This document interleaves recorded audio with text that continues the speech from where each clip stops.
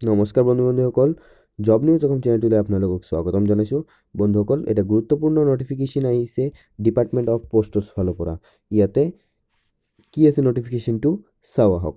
এই নটিফিকেশ্যনটো দিছে 27 তাৰিখ 1 মাহ 2020 তাৰিখে।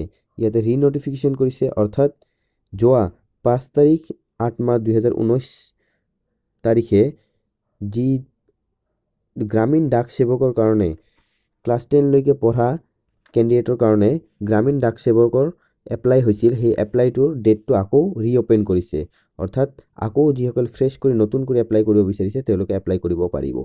তে আপোনালোকে সম্পূৰ্ণ ডিটেইলছখিনি পাব এই appost.in/gds online এই ৱেবছাইটত। আপোনালোকে সম্পূৰ্ণ ডিটেইলছখিনি পাব আৰু ডেটটো এক্সটেণ্ড কৰিছে, অৰ্থাৎ ৰিঅ'পেন আকৌ খুলিছে ৱেবছাইটটো। আপোনালোকে যিসকলে ইচ্ছুক এপ্লাই কৰিবৰ কাৰণে তেওঁলোকে এপ্লাই কৰিব পাৰে।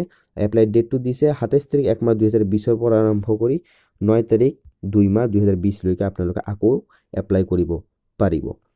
তেনেদৰে বন্ধুসকল, জনাবলগীয়া এইখিনি আছিলে। ৱেবছাইটটো ভালদৰে মনত ৰাখিব, appost.in/gds online।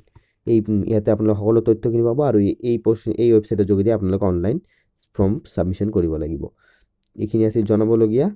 ভিডিঅ'টো ভাল পালে লাইক কৰিব, শ্বেয়াৰ কৰি দিব, আপোনালোকৰ বন্ধু বান্ধৱ দাদা ভাইদেউ সকলোলৈ শ্বেয়াৰ কৰি দিব। আৰু যদি প্ৰথম এই চেনেলত ভিজিট কৰিছে তেনেহ'লে চেনেলটো ছাবস্ক্ৰাইব কৰিব। ধন্যবাদ। জয় আই অসম।